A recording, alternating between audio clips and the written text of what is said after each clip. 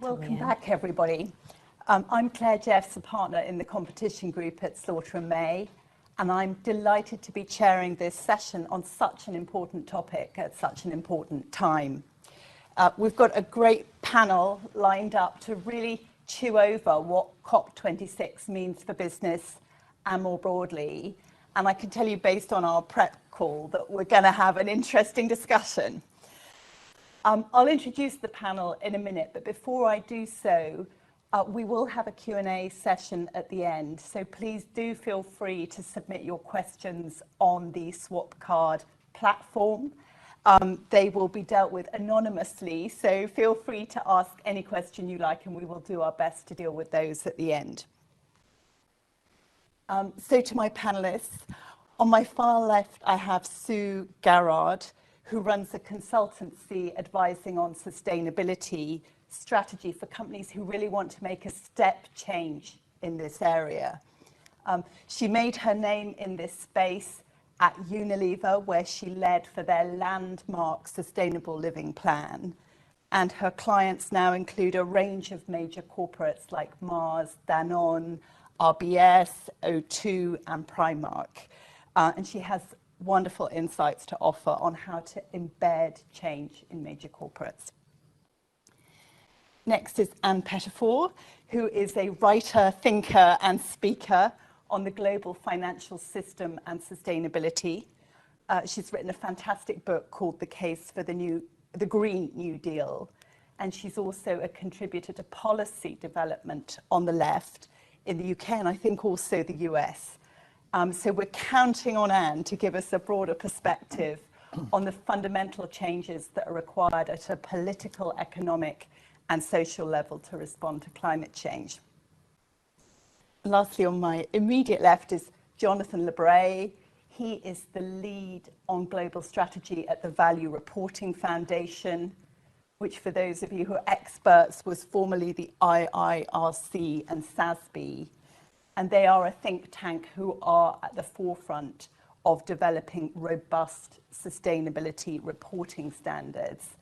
And I'm hoping he's going to give us the scoop on what we can expect from IFRS in terms of their new sustainability reporting standard post-COP.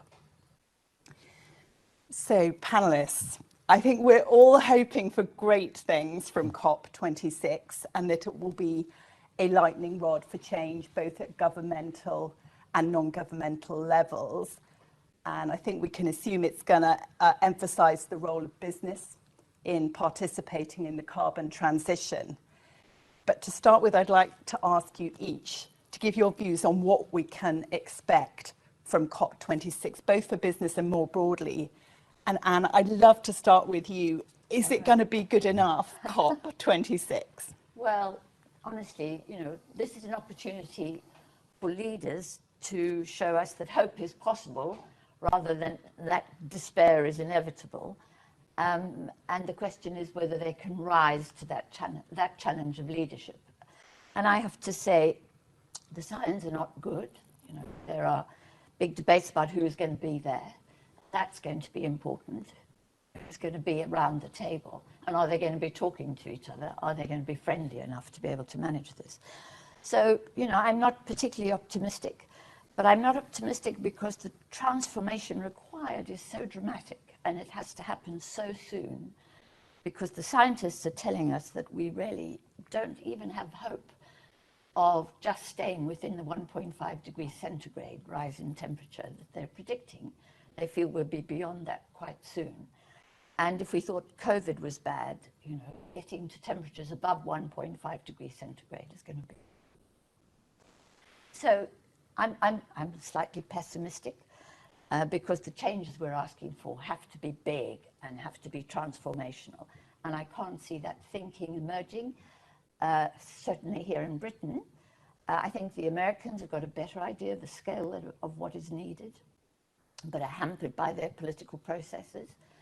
The Chinese have different interests and are pretty pissed off at the moment with the way they're being treated and whether they'll be at the table, whether the leader will be at the table is a question. But, China is leading already. China has decarbonized to a greater extent than the United States has. It has more electric cars than anybody else. It has flogged solar panels to poor countries and enabled them to decarbonize. So they feel they're doing a lot already, and so that they may feel that they don't need to do much more. So it's quite questionable as to whether or not we're going to get the outcome we need, or whether we're just going to get another talking shop and hot air. And there's obviously a lot of pressure politically on support for developing nations in terms of mitigation. Yes. Do you see that coming right at COP? The goal is to raise $100 billion for low-income countries, and it sounds like a lot of money, but it isn't really. What is needed is about 1% of GDP. We currently spend 1% of GDP just subsidizing fossil fuel companies, coal, oil, and gas. And if we were to take away those subsidies, privatize the CO2 companies, and give that to low-income countries to enable them to decarbonize, will there be some hope of it? But that's 4 or 5 times what is being promised at the moment. And I think more is needed. I think they'll raise the 100 billion because actually it's not a big deal in terms of the global economy. Thank you. Sorry for being so down on these things. Jonathan, what are your thoughts? Well, I think Anna's given really what we see at the moment in the headlines are the questions about the global leaders, the global commitments, the presidents and prime ministers who will be attending.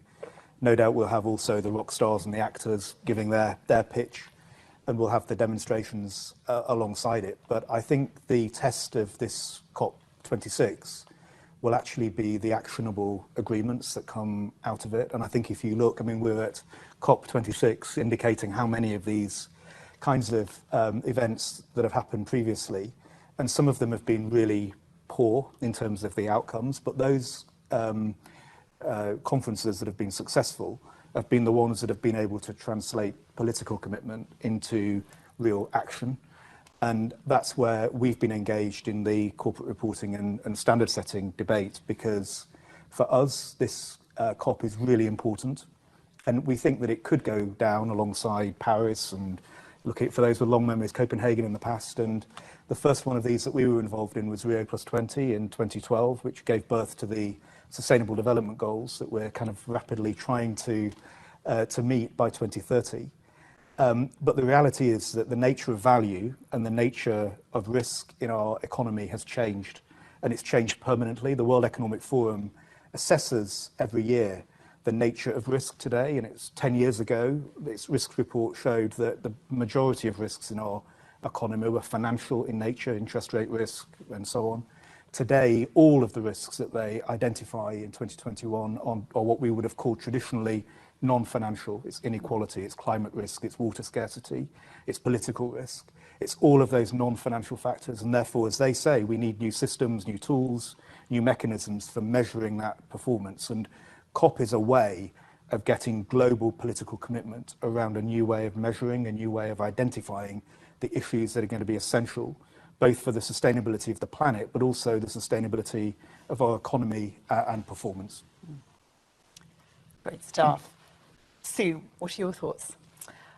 Well, I think a few thoughts. First of all, I agree with Anne's sort of slight tinge of caution about predicting a great outcome.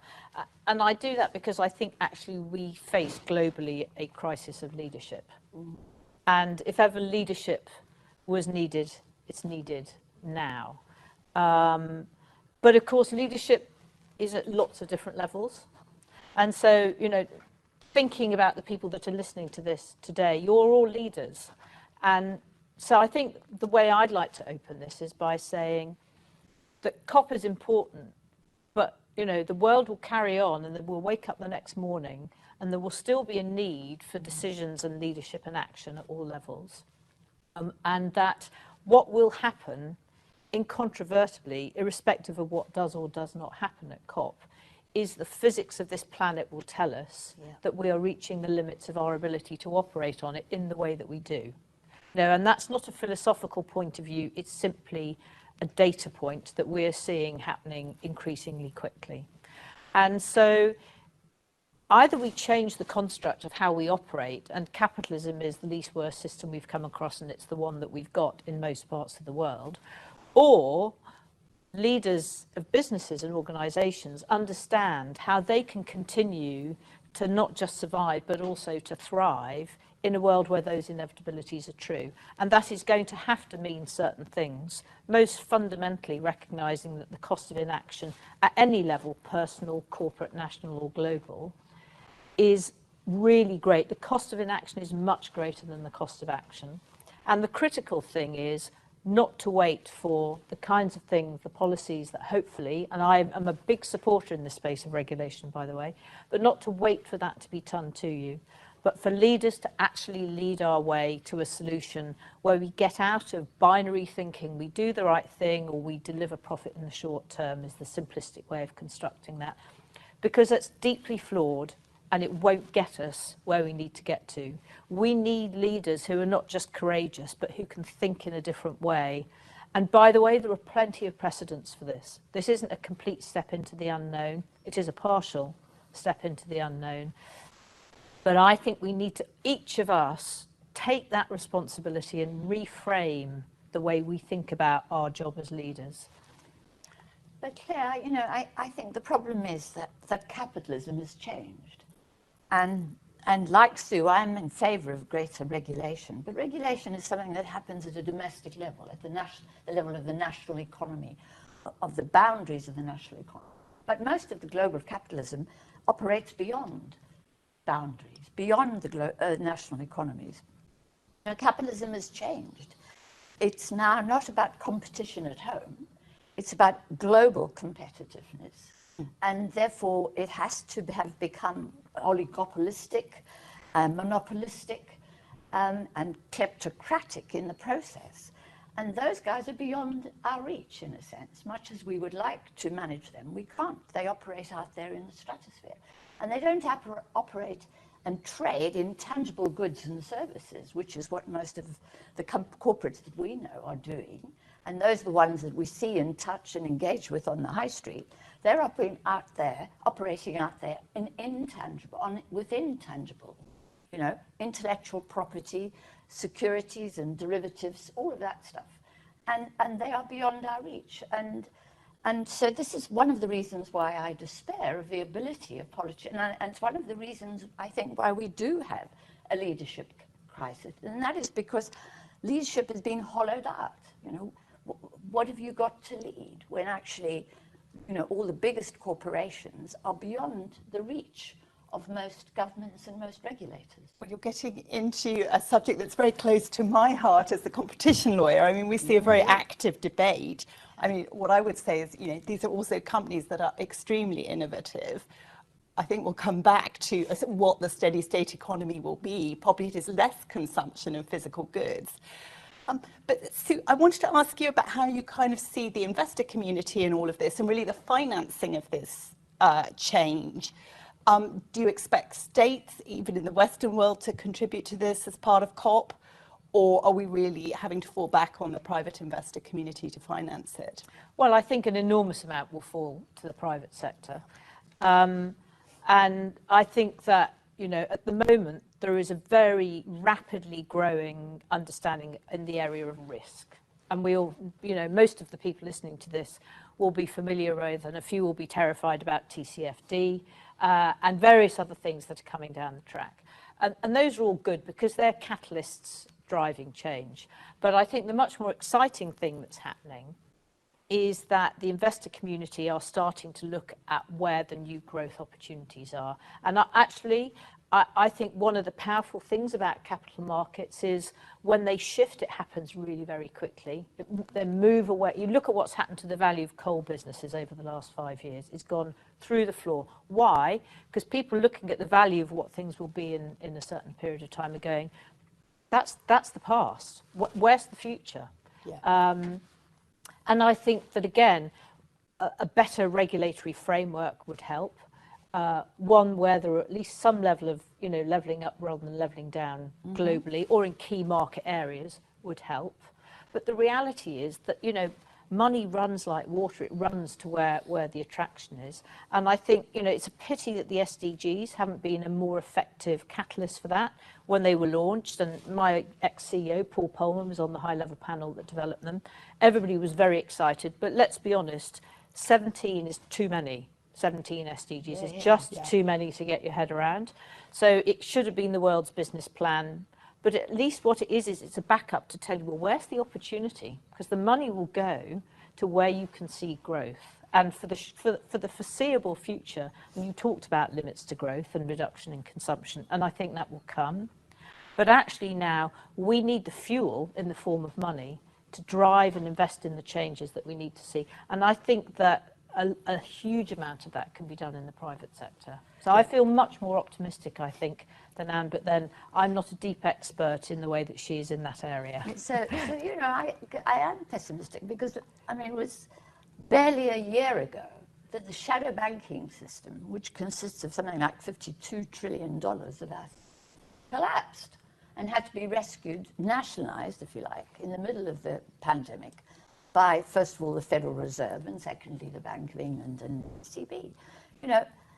These capital markets were so smart that when the first shock, the pandemic shock hit them, they fell apart, basically, and had to rely on what are basically taxpayer-backed resources to recover.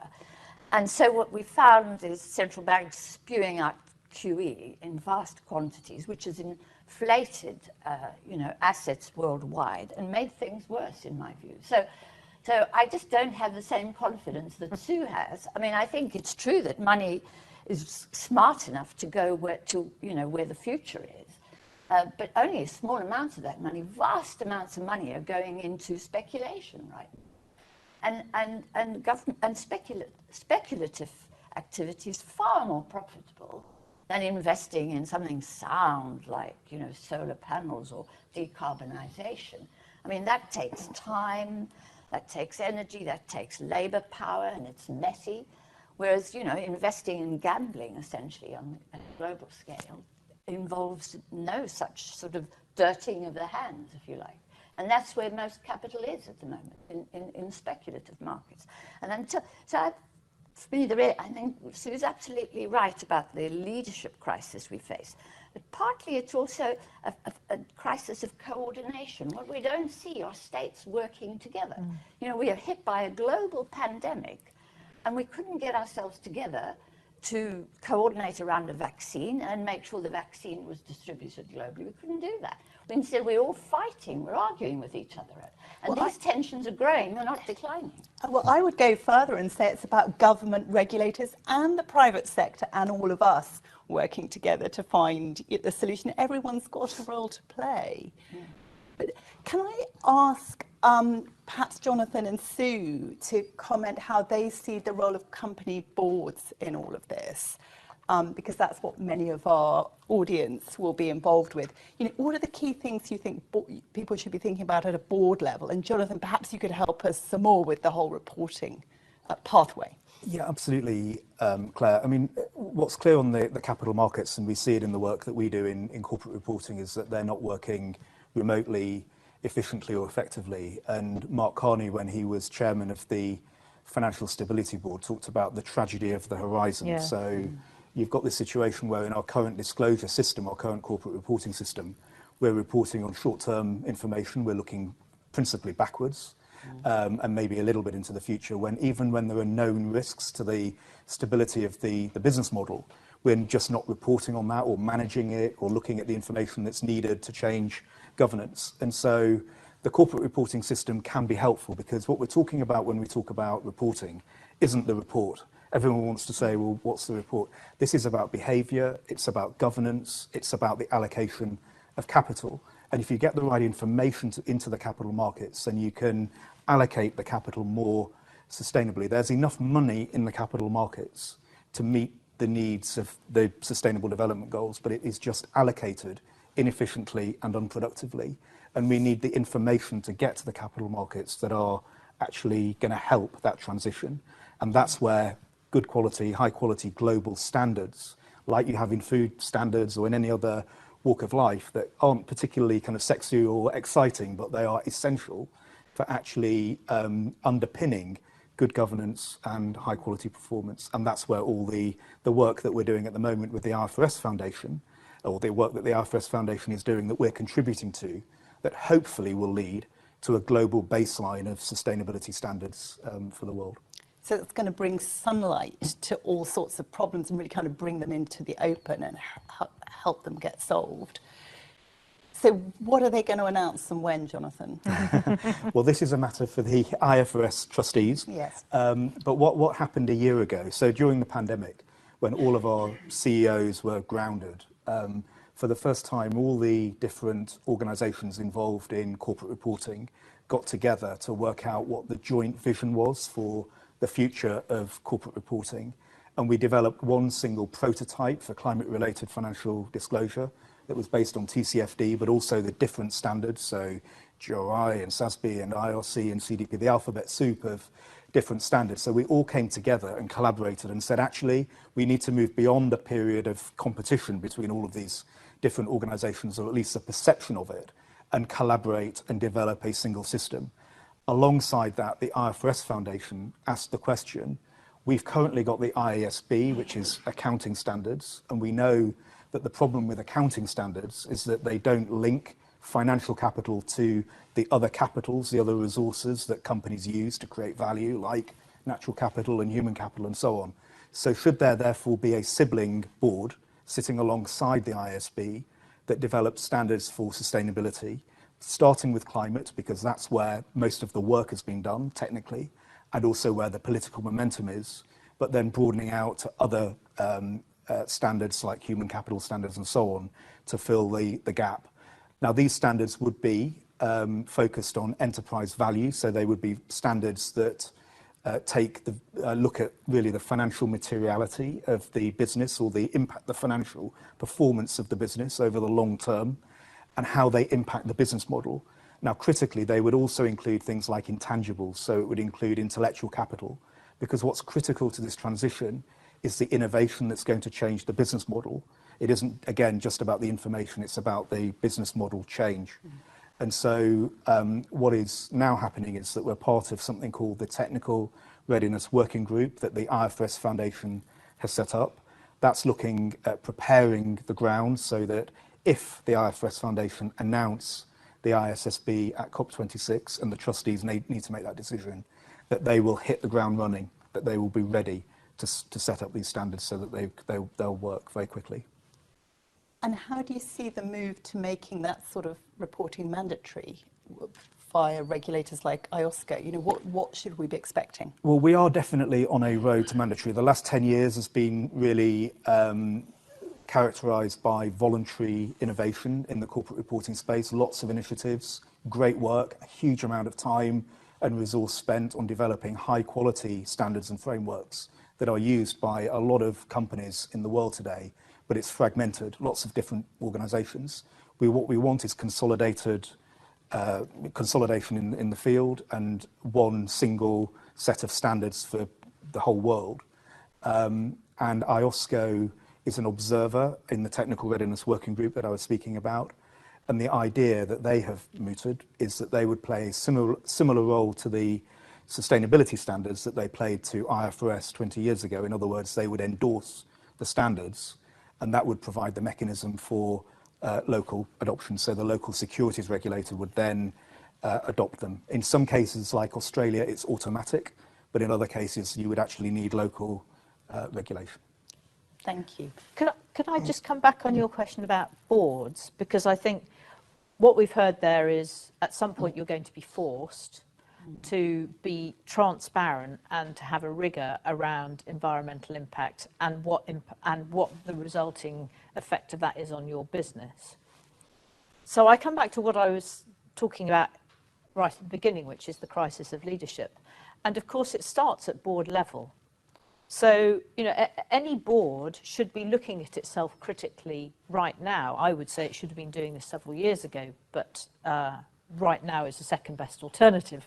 And it should be asking itself, well, how well do we understand what's happening out there? It needs to have a deep appreciation of the externalities, number one.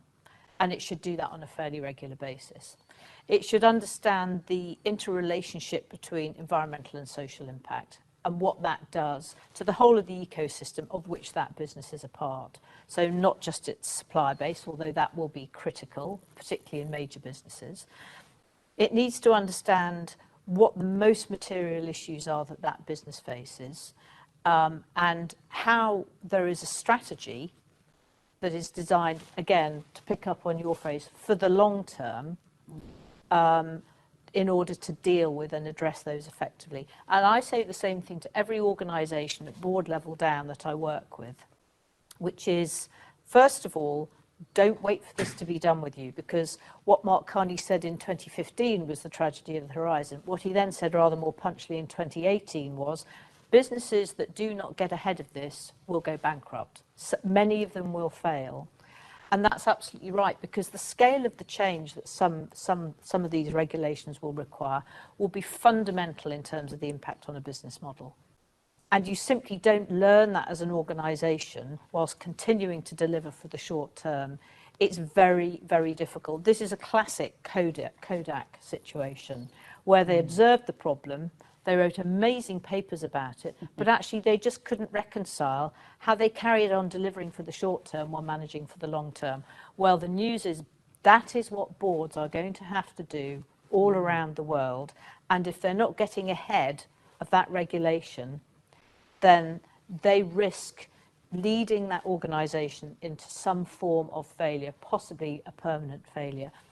And the mentality with which this has to be done, my advice at least, is twofold. First of all, that deep level of understanding. But secondly, looking at this for the opportunity as well as the risk. So there's a very simple way of thinking about this, which is, does any aspect of how you address sustainability needs deliver growth, manage cost, reduce risk, or build trust? If it doesn't do one of those four, then the board should be asking why it's being done and why money is being spent on it. But if there isn't a coherent and integrated view, framed with the view of opportunity as well as risk and cost management, then I would argue that the board is not delivering its duty at the level at which it needs.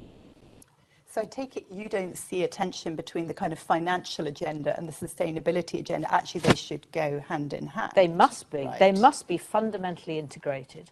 And it's impossible for an organisation to wrestle with the delivery of short-term targets that appear to be in conflict with the long-term trajectory of that organisation. And it's the job of the leadership team, including the board, to explain how one is the enabler of the other.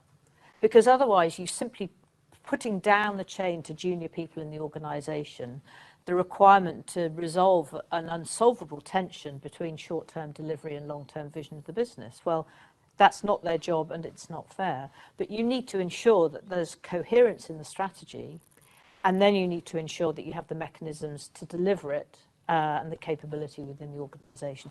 All of that ultimately the board should be looking at intensely on a regular basis now, in my view. And your Kodak example is interesting because not everyone's going to be a winner here. There's going to be winners and losers out of this massive transition. So it's all about positioning your organisation to be a winner, really. Absolutely. And, you know, what you want to do is you want to get to the future first. Yeah. You don't want to get to it so fast that there's no one who's going to buy whatever it is you're delivering. And that's a very nuanced point. But, you know, nobody's going to fail because they've got an advanced vision of the future and they're thinking about how they manage that transition proactively, and how what needs to be done on climate, biodiversity, plastics, whatever the other issues are, and what that means for social justice and security in their supply chain are thought about, and there's a clear, coherent plan that's costed in the way that you would cost any other investment. That's bread and butter, should be bread and butter now. And can I bring you in here? Because, you know, I understand you're very focused on the role of governments in all of this. But you also say in your book, well, you know, power concedes nothing without demands. So for our audience, do you have any tips on what business should be asking government to do? Because I think business should be lobbying government heavily. I mean, in a sense, I think business is ahead of government. I think corporates are looking at their supply chains. They're understanding the impact of the pandemic in a way that doesn't seem to me politicians are. And I think that the job of boards is also to be saying to government, you have to provide us with a framework, whether it's a regulatory framework or all kinds of frameworks for this transformation. And and I'm not, I don't share the optimism that this is all down to the private, or that the private sector is going to play a very big part in this. I don't think the private sector can, unless government provides the framework within which they can operate. So, I've watched John Kerry appeal to Wall Street to finance and to run effectively. BlackRock, please, will Mr. Fink, please, help with the decarbonization. Mr. Fink's priorities are not that of a nation state. So governments can't be doing that. They have to, in my view, be offering a framework of transformation. And that means we have to be transforming land use, transport, energy, and housing. And we've got to, I feel very strongly after the Gilets jaunes riots that governments that think they can bring about these changes by carbon pricing, by taxing people, without offering people alternative systems. So when I'm I'm in the French countryside selling, I'm a baker in the French countryside selling bread, and I've got a little white van, and I'm going from one shop to another. If you don't give me an alternative transport system, you cannot clobber me for owning a car or a van and so on and so forth. So we need alternative transport systems, we need alternative land use systems, alternative energy systems, and the private sector can then operate within those alternative systems. But governments don't see that role as their role at the moment, fortunately. Well, not enough of them do, in my view. But I really think, and it's not that I think this should be entirely state-driven. I think the private sector, of course, has a role to play, and we should, both sectors should be in there. But leadership has to rest with the state. This is like going to war. We don't say when we're going to war, well, we have said, and at times going to Iraq, we'll leave the private sector to run it. No, but going to war, we know the state has to help us prepare for that, and invite the private sector to play a role. And this is a great threat to our security, to everybody's security. Just in the interests of not depressing everybody totally, because I agree with a lot of that. To your point about competition, though, I think it's important to go back to what it is that people listening can do, as opposed to the framework that is very little they can do anything about, certainly in the next month before COP happens. I think being a voice for positive progressive change, because of course we know the wrong kinds of lobbying are part of the reason we're in the state we're in. But everybody having a voice outside to drive progressive change is important. Much closer to home, the vast majority of people who buy stuff want to buy it more responsibly. Yeah. It's just that they don't know what more responsible looks like, and they're not quite sure who to trust on that. I think it's really interesting actually on that Unilever and a number of other FMCG companies have now banded together to say, we're going to try and create some kind of algorithm which will spew out at the end something that can be third-party audited, but that consumers can trust, that will tell them if a product is more responsibly made. So I think there's a question of do industries self-regulate, or is that has to be forced upon them? We've seen the CMA is doing something. But irrespective of which of those models, the more powerful point actually is people are desperate to be part of the solution. And that's where companies are just brilliant at, if they can only get inside that mindset, at identifying that opportunity. And you mentioned I work with Primark, so just very briefly, they made a very major set of commitments 2 weeks ago. And I personally think the most powerful one was their public commitment that they want to make clothes that last longer. And the reason that that's powerful is that's what mainstream consumers desperately need. They don't have money now to throw clothes away. And there will always be a section of the population that behave like that. Well, fine, they can go and buy the stuff they want to throw away. but there's a huge consumer need for things that will last longer and that people will be able to wear. And there's a huge environmental benefit to that. And everybody wins from that proposition. And so the power for leaders in the corporate sector is to find that win-win and to get out of this binary thinking. I can't underline that enough. Sue, I'd like to ask you just to expand on what your experience has been of how that affects the kind of people dimension of these very large organisations. I mean, you talked about getting leadership from the board, but how does that then roll out deep into the organisation, and how have you found that? Well, I think if all the people in the business are just people and they all want actually to be part of an organisation that's part of the solution as well. So you see a huge groundswell of particularly more junior people being, first of all, very critical and then just leaving the organisation. So when I was at Unilever and I took over my responsibility, we found that our sustainability plan was the main reason 78% of peak graduates chose Unilever, but it was also the reason that the vast majority of them, 2/3, had left after 3 years because it didn't show up in the organisation. So that was the job that I was there to fix.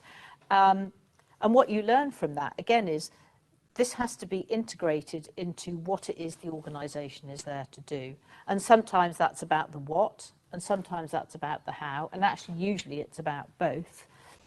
It has to be what your line manager asks you to do, which only comes one way, and that's down. And it has to be what you're remunerated for. So there are a whole load of systems and processes into which this has to become integrated. But the more fundamental thing is that it has to be something which is clearly authentic for what that business is about. It has to work with its DNA. Because when you work with the DNA of a business, amazing things can happen. And what happens when you get this right is that the business case and the moral case come together.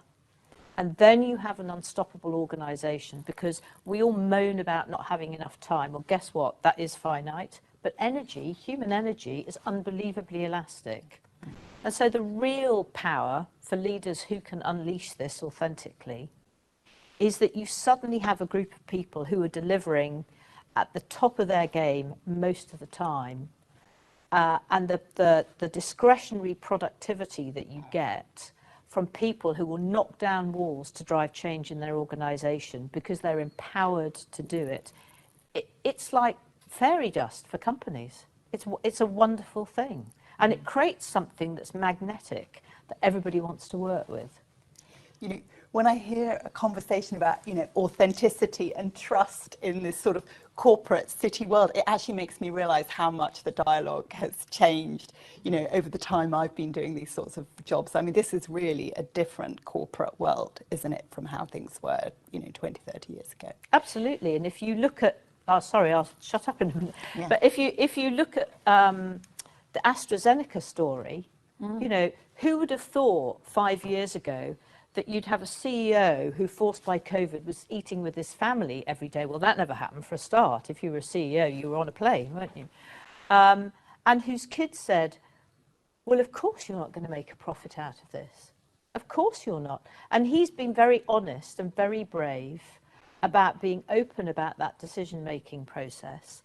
And, I think that's one of the most profound shifts that we should all recognise, is that we've all connected with what it is to be just on this planet, and our connection with nature and what drives our decision making and the social value, and connecting with that, your own kids and the generation that are inheriting the mess we've got now, unbelievably powerful. Anne? Yeah, I can say, I try to be realistic about what's really going on, and I think we have to be. This is what the science is forcing upon us. And so I don't want to be sugarcoating anything. But at the same time, I am optimistic, because I have seen, if we look at history, we've seen societies capable of massive transformations overnight. And I always give the example of Roosevelt in 1933, when he was faced by an ecological crisis, the Dust Bowl on the one hand, and an unemployment and financial crisis on the other, and took action almost overnight. to transform the situation. And I don't want to go into that. But then I think about, Churchill being prepared for war, or the way in which Britain had to rush to prepare for war, and Churchill warning us of that. But then again, 1971, Nixon transformed the global economy overnight with something that's called the Nixon shock. And again, I won't go into that. So we've seen these huge, vast changes take place overnight, that humanity is capable of that. But to come back to Sue's point, I completely agree with that, because humans have, our species have qualities that no other species have, which is the quality of empathy, and secondly, that of compassion, thirdly, that of collective action.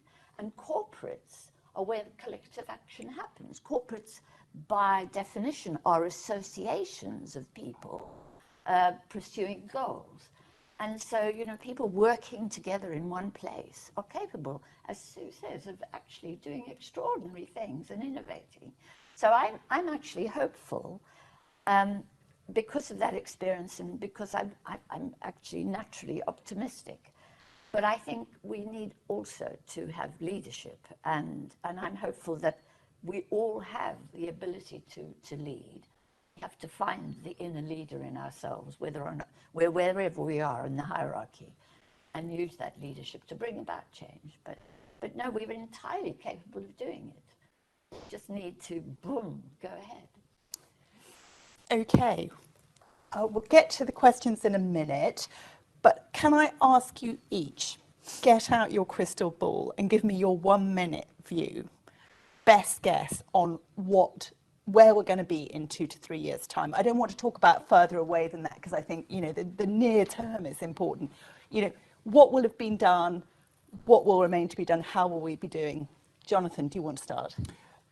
Yes. Well, if I keep it to the world that I operate in, which is the corporate reporting world, I think we will have for the first time, this global standard setter for reporting on sustainability issues in the world. I think we will have the first standards, and the companies adopting those standards. And I think as a consequence of that, we're going to have better corporate governance. We're going to have what we call, in the integrated reporting world, the integrated thinking. So the breaking down of silos between different departments within organizations, so that you get that genuine connection between a company's management of all its different resources over the short, medium and long term, and therefore better capital allocation. But I think the groundwork that we're doing now to demonstrate that we can create this global baseline of standards is the work that I think will be completed in quite short order. Very good. Anne? Well, I'm, having said I'm optimistic, I'm worried about forthcoming shocks, and I don't think we're prepared enough. Professor Ian Golden at Oxford University who predicted the pandemic, by the way, says there's more pandemics in the pipeline. The more we're inclined to tear up rainforests and, attack nature, the more likely we are to have. But we know there are more pandemics on the way. And the question is whether in 2 or 3 years' time we'll be more prepared than we were a year and a half ago. And I worry about that, because I don't think we are fully aware of how extreme these shocks are going to be. They're going to be climate shocks. I think there's going to be another financial shock, because the financial system is, out of control at the moment. And then there's also going to be kind of health shocks. And the question is whether or not we can quickly enough get prepared for that. And I'm not sure that we can, or that we will, but I think we can. Thank you. Sue? Yeah, well, I think the mess will get a lot worse before it gets any better, that's for sure. And I think the mess will include some very sad things.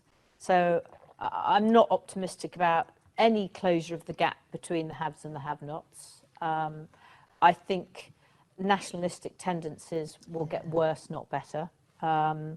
I think the polarisation that leads to will get worse, not better. So I think there's a lot of macro trends that, and I agree, I think that there will be shocks that will provoke that. I think supply chains will have to cope find a way of coping. And we're seeing now what a mess a lot of supply chains are in, and how bad we are at doing what I'm encouraging everybody listening to this to do, which is get on the front foot.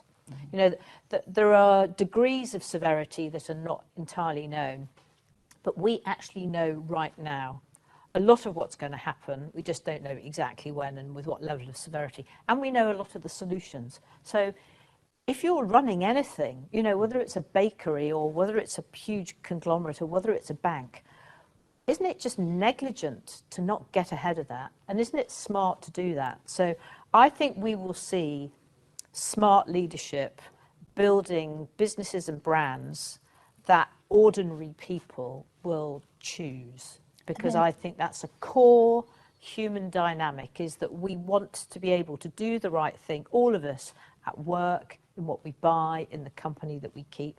I think that will be a massive accelerating trend.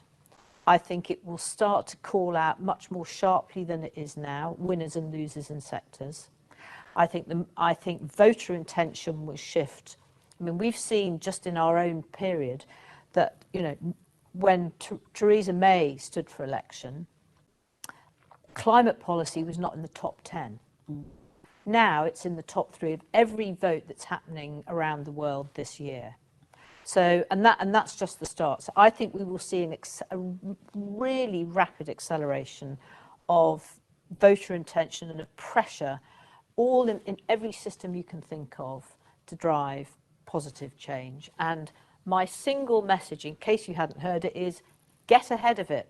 Because if you do, you'll be doing the right thing, you'll be future-proofing, all the best talent will want to work for you, you'll be the best in your sector, you'll be as fit for the future as any organisation can be.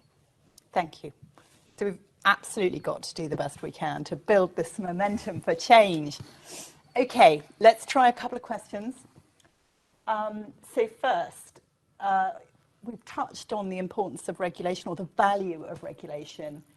Question is, what regulation would be the most useful and why? Jonathan, do you want to have a crack at that?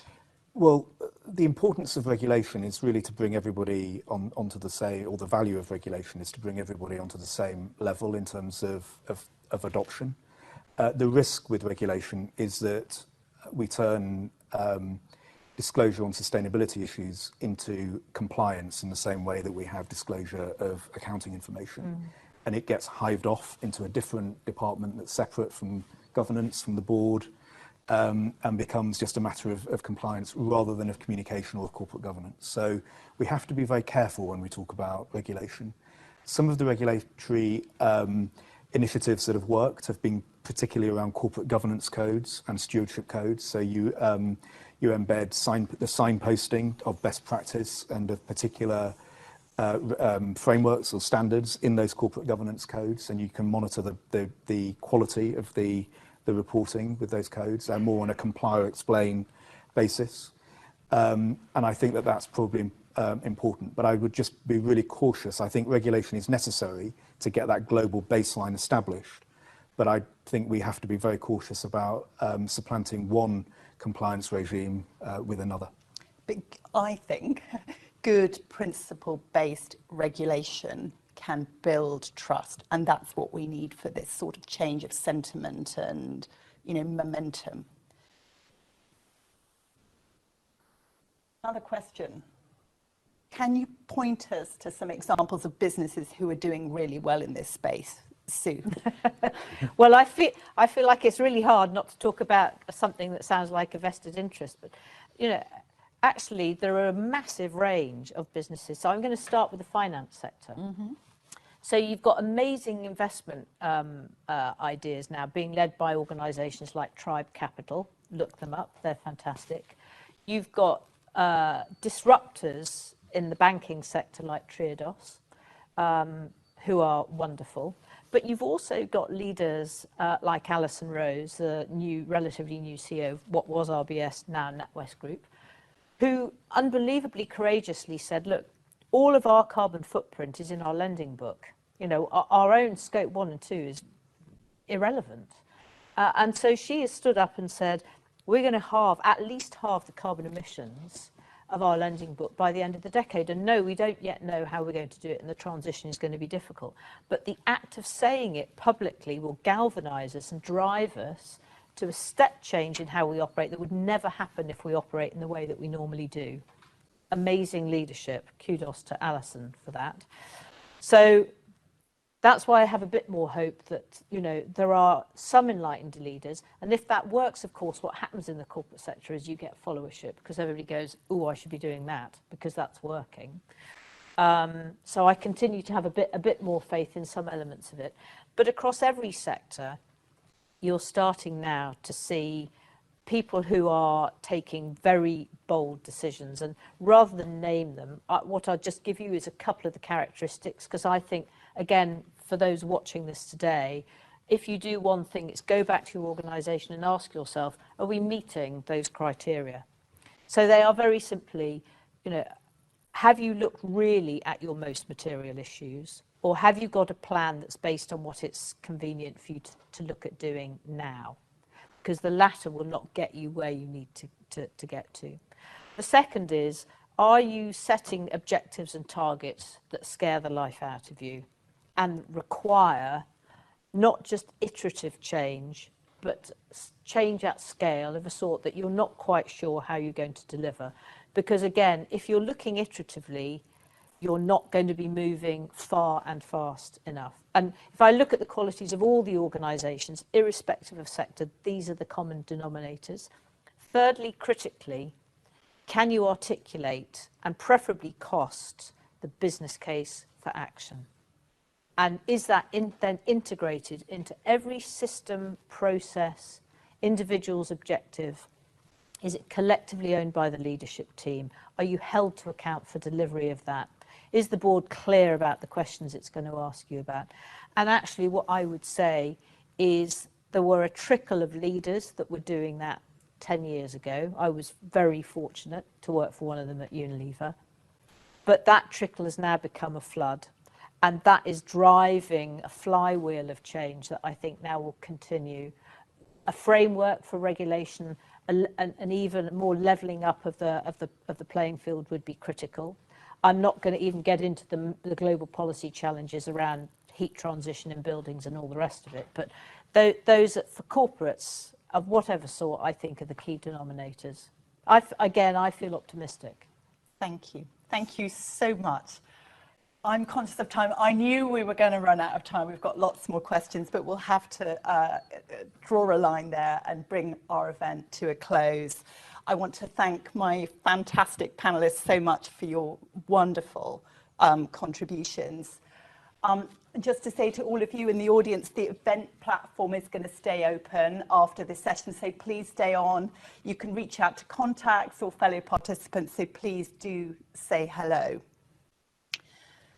And what I've taken away from all of the fascinating conversations today is that now is certainly the time for all of us in business and in government as well to take action.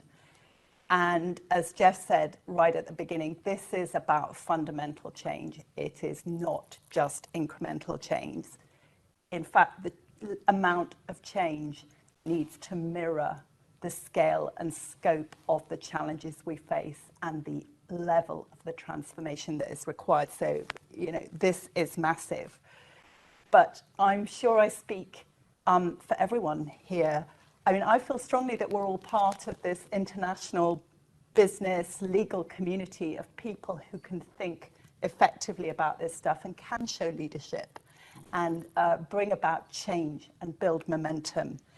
So, you know, let me say on behalf of everyone here and everyone at Slaughter and May, you know, we want to work together to develop the forward-thinking legal and business thinking that's necessary to deal with this massive challenge.